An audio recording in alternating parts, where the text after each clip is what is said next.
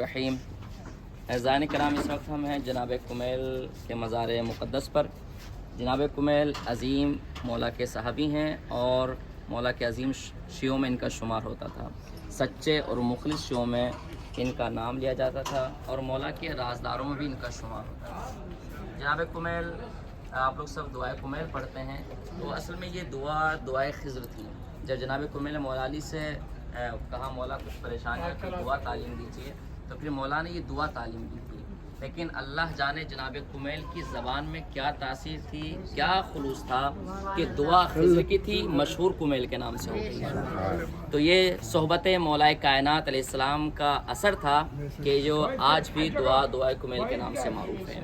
تو جناب کمیل مولا کے عظیم صحابیوں میں مولا کے رازدار، آپ نہج البلاغہ میں بہت سارے ایسے کلمات ہیں جو مولا نے جناب کمیل کو بیان کیے اور بتایا، اور کہا کمیل میرے سینے میں علم کا ٹھاٹے مارتا ہوا سمندر ہے، لیکن اس کو کوئی لینے والا نہیں ہے۔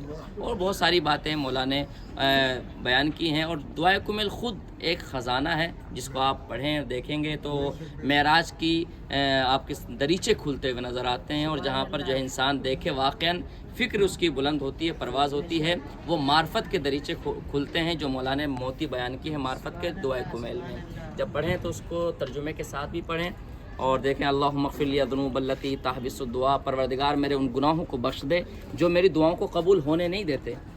اس کا مطلب ہے انسان، ہم تو روزانہ مولانا دعائیں مانگتے ہیں، روزے رکھ کے دعائیں مانگتے ہیں، منتیں رکھ کے دعائیں مانگتے ہیں، ہماری دعا قبول نہیں ہوتی۔ تو اس کا مطلب یہ کچھ گناہ ایسے ہوتے ہیں جو دعا میں رکاوٹ بنتے ہیں۔ تو پہلے استغفار کریں، پھر جو ہے صلوات پڑھیں، اس کے بعد دعا مانگیں جو معصوم علیہ السلام نے طریقے بتائے ہیں۔ اللہم اغفر لی ذنوب التی تنزل البلاء، پروردگار میرے ان گناہوں کو بخش دے جو مجھ پر مصیبت کے آنے کا سبب بنتے ہیں۔ اللہم اغفر لی ذنوب التی تنزل النقم، اللہم اغفر لی ذنوب التی تغیر النعم، پروردگار میرے ان گناہوں کو بخش دے جو مجھ پر نعمتوں میں تبدیلی کا سبب بنتے ہیں۔ کل میں ٹھیک ٹھاک تھا، آج بیمار ہو گیا ہوں۔ کل کام اچھا چل رہا تھا، آج گھاٹا ہو گیا ہے۔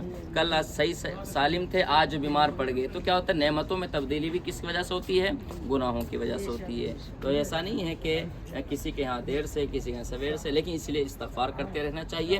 معصوم اسلام نے تاکید کیا۔ پھر اللہ پروردگار کیا تم ان ہاتھوں کو جہنم کے حوالے کرے گا جن سے میں نے تسبیح پڑھی ہے، کہ اس پیشانی کو جہنم کے حوالے کرے گا جو تیرے سجدے میں خم کی ہے، یا سری الرضا، اے بہت زیادہ جلدی راضی ہونے والے۔ پورا ترجمہ آپ جو پڑھیں گے تو واقعاً جو ہے انسان کو محسوس ہوتا ہے کہ جو معرفت کے خزانے بیان کیے مولا نے دعائے کمیل کے ذریعے سے ہم تک پہنچایا ہے، اس کی تاکید بھی کی گئی ہے۔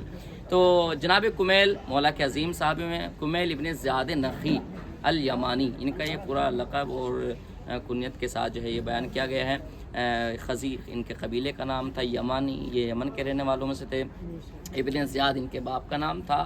تو یہ ایک سلسلہ ہے، اور جا کے بعض کچھ پشتوں کے بعد ابن زیاد ان کا جو ہے خاندان بھی وہ ملتا ہے۔ بہرحال یہ فکر کی بات ہوتی ہے اور اللہ کی طرف سے نعمت کی بات ہوتی ہے۔ کون جو ہے وہ صراط مستقیم پر چل کر علی کا دوست بن جاتا ہے، کوئی صراط مستقیم سے ہٹ کر جو ہے وہ علی کے دشمنوں میں شمار ہو جاتا ہے۔ تو جناب کمیل کو مولا نے بتایا تھا کمیل تم میری محبت میں مارا جائے گا اور تمہیں میرے پڑوس میں میرے جوار میں جو ہے وہ دفن کیا جائے گا۔ یہ نجف کا ایریا آتا ہے۔ تو یہاں پر تقریباً 4 یا 5 صحابیوں کی قبریں ہیں۔ جناب کمیل کی ہیں، جویر ابن عبد المسر عبدی ہیں، اور 2-3 صحابی اور ہیں، اور خباب بن ارت یہاں پر ہیں۔ آپ نے جو سیڑھی میں دیکھا ہوگا کہ جو روٹیاں بنا رہے تھے جنگ صفین میں ظاہراً مولا کے لشکر والوں کے لیے، تو ان کی بیوی جو حاملہ تھی ان کو لے کر آ رہے تھے، تو خوارج نے جو ہے ان کی شکم کو چاہ کر کے بچے کو جو نیزہ پہ بلند کر دیا تھا۔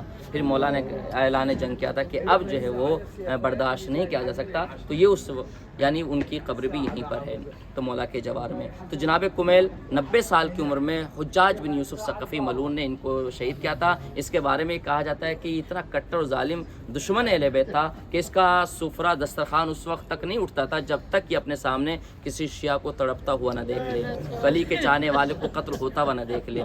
تو جب جناب کمیل تھوڑا مخفی ہوئے تو ان کے خاندان والوں پر ظلم کیا، تو جناب کمیل نے اپنے آپ کو ان کے سامنے سرنڈر کیا اور کہا علی سے برات کرو. کہا نہیں علی سے برات نہیں کر سکتا, جس نے علی کو چھوڑ دیا اس کے پاس بچا ہی کیا ہے.